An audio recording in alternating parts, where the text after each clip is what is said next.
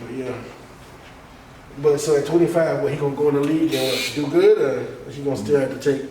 Nah. He'll be a below average player that have to prove himself. At 25? Nah. I thought you was talking about the Georgia quarterback. Yeah, that's what I'm talking about. When he go to the league, is he gonna have to prove himself? Yeah, most definitely. You think that Temp? Yeah. He just won what, the national championship, right? Still. He gonna be below average in the NFL and be a third string.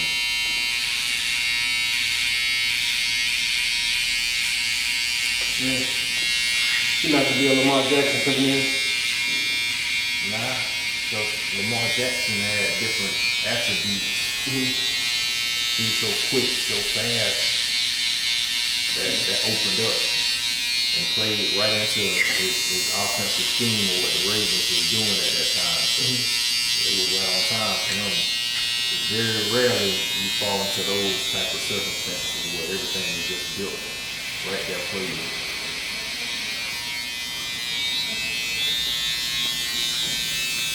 Yeah, I want to see how this play out. So what you saying, the NFL quarterbacks what is it in your head?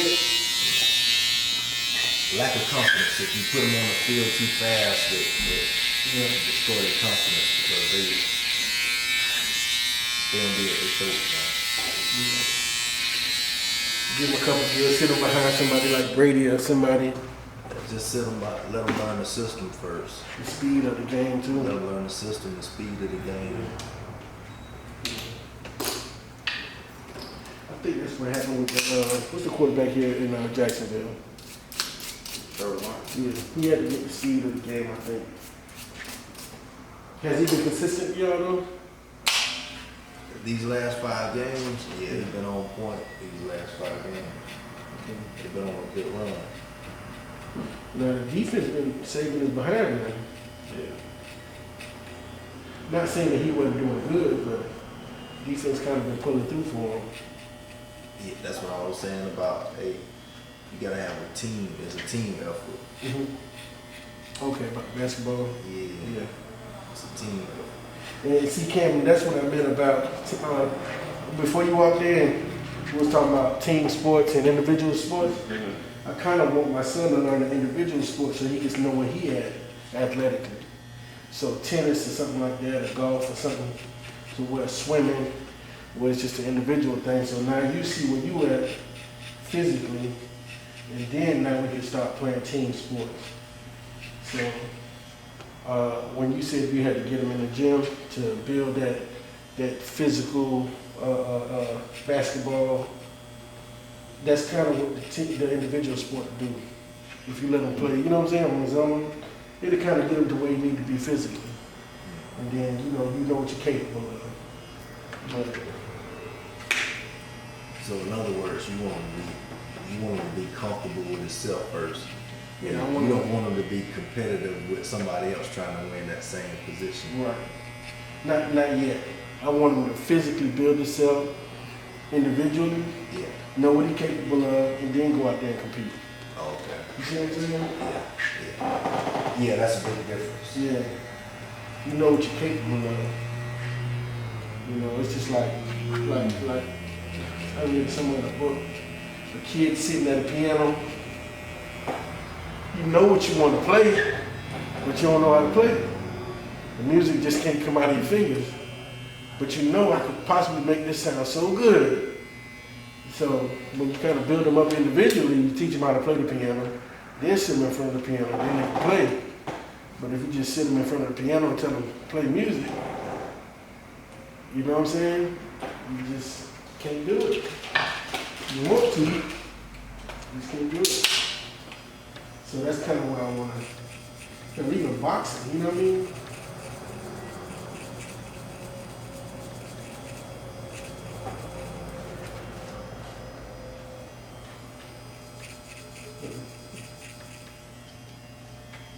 I would say boxing #1 because that's the main thing kids want to shy away from is a fight. Once they get that comfort of not caring Right. about what happened, worst case scenario, that do have to pop off, they have a whole nother bag of comfort Mm-hmm. before anything pop off. Right. Because once you know you can handle yourself, you know You you pretty feel much pretty good. comfortable about yourself anyway. About anything. Yeah. I got a good friend of mine. He's a PE coach, and he was trying to teach a kid how to play catch. And he was using these Nerf balls, and I'm like, man, you don't know how to catch. You using no Nerf ball? And he said something that made sense to me. He was like, well, you don't want to start throwing the ball at a 3 or 5-year-old when you hit them in the face and give them a bloody nose. You break their confidence. And they be scared of the ball. So he do it with a Nerf ball. They start catching. Then later on, if you throw a real football or something at them and you hit them in the face, they'll know, okay, I need to catch this. But if you bust them in the face one good time starting out, you out of gas. You know, they gonna be like, no, football ain't for me. You know, basketball ain't for me. So I was like, all right, that makes sense. It's, I don't know, I guess it's the psychology behind everything, you know what I mean? Yeah, it is.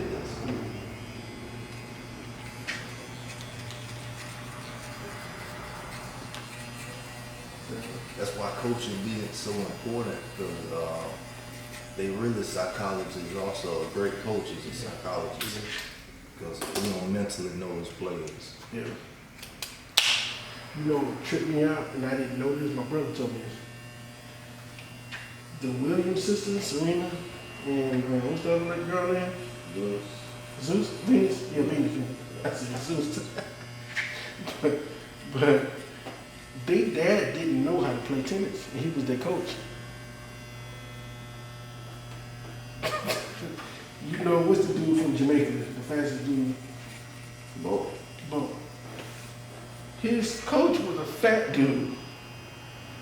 Didn't know nothing about track, apparently. These people knew something.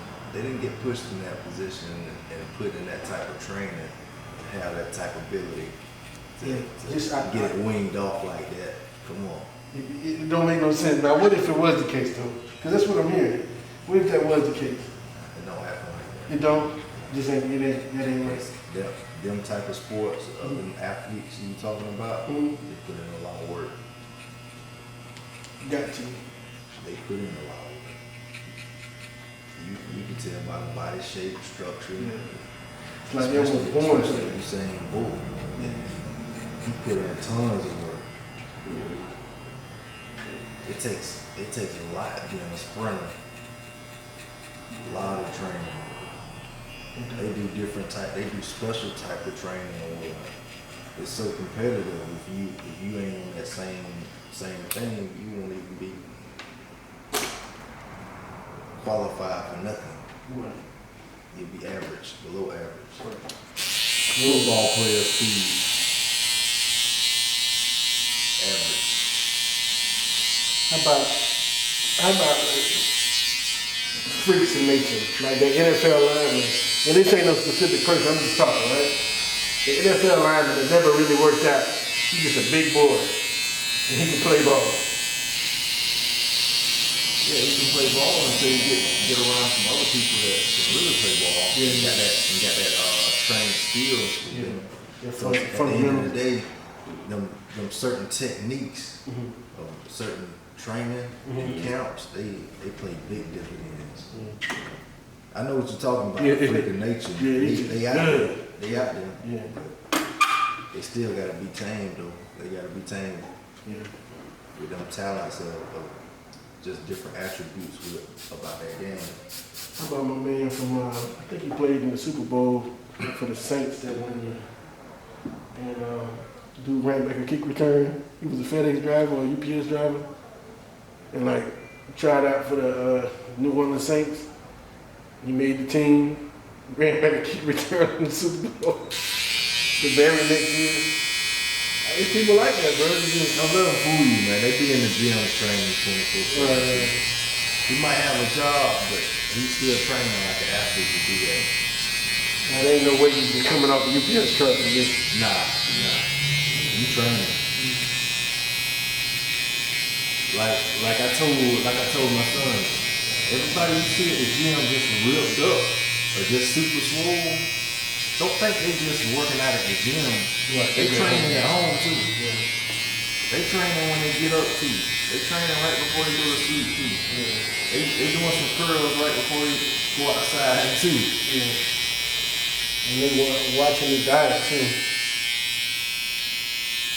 And I think a lot of that stuff, you know, of course, you know, you hear this every day. A lot of it is diet, and then most of it is diet, and the rest of it is exercise. What's crazy is the thing is, once you get a strict diet, you can actually get sloppy and get away with it. As long as you're strict enough on yourself to get back to go to the basics of being confident. I think I was watching something on YouTube. He was an MMA dude. He was talking about how when he became a vegan, his level of skill just got that much better. Oh, okay. Yeah. And we talked about a lot of, you know, super athletes and how a lot of them are vegan. And they gave an example of the gorilla. The gorilla is just one of the baddest animals out. Don't eat no meat. Unless it's starving, I think. But for the most part, the gorilla's diet is all vegetation.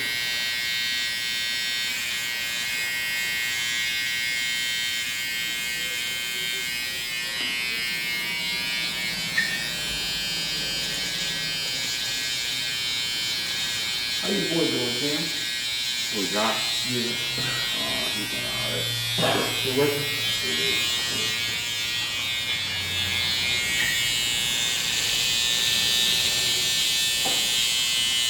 Okay, you know, I ain't really had you here all day, man. I said, you know, I ain't really had you here all day like this.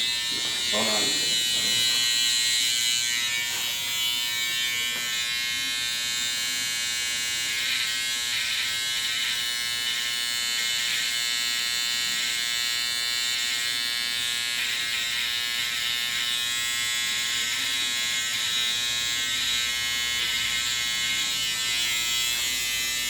You got any plans in Puerto Rico? Yeah, we're going to probably go see some waterfalls. And waterfalls and I don't know, I'm thinking about like some museums and go to the beach, of course. I'm really going down there for like the cultural experience, you know. And you know. I gotta get my passport to stop flying. I don't think you need a passport to go to Puerto Rico. Okay. I know you don't need a passport to go to Puerto Rico. Yeah. I don't know. You don't. Ain't your old lady from out there? Yeah, she is. Yeah, you don't need a passport.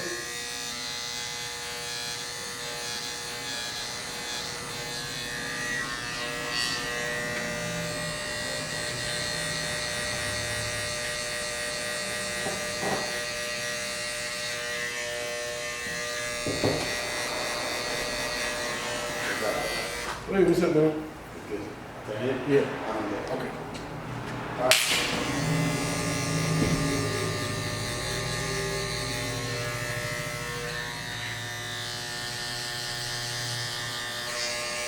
But I was explaining to my son last night, confidence is everything, man. It is.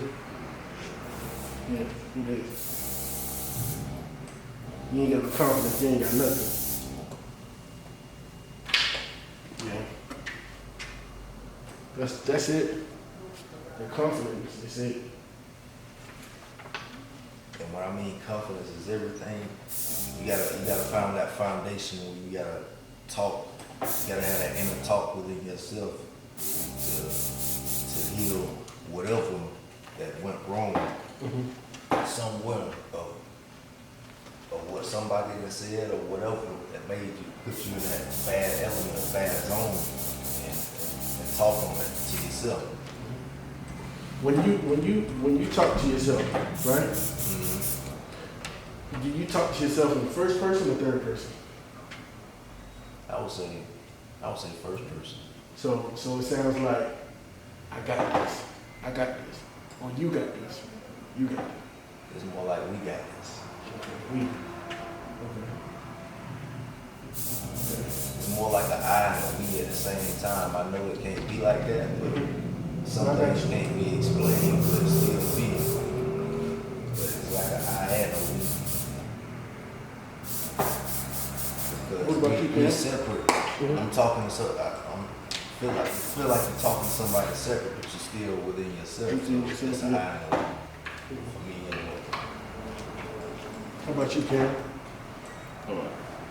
When you self-talk, do you say I, we, or you? If you self-talk. I think I say I. Yeah. I got this. Yeah. Now, when you self-talk, do you hear yourself like you hear me? Or do you just feel it? I think it's more of a feel. It's more a feel.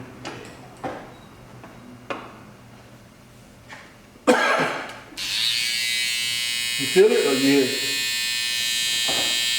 You feel it or you hear it? What's that? When you self-talk. Do I what now? When you self-talk, do you hear it like you hear me right now? Oh yeah. Or do you feel it? Nah, it's all about hearing with me. Like you audibly, can you hear it with your ears? It's kind of something that's hard to explain, but it's naturally, it comes great to you.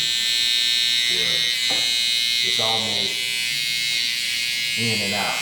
It's at times just when you need it. It's like, hey, I'm here when you need it. Or that inner voice when certain things about to happen.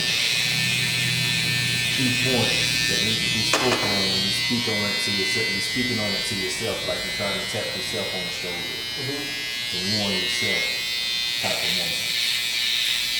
Get what I'm saying?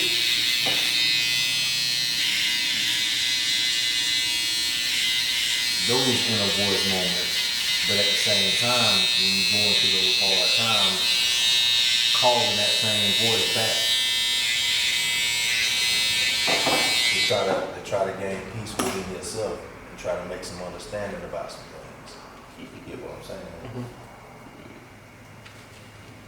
I used to do the same thing that your son did. Like, not do what I know I'm capable of.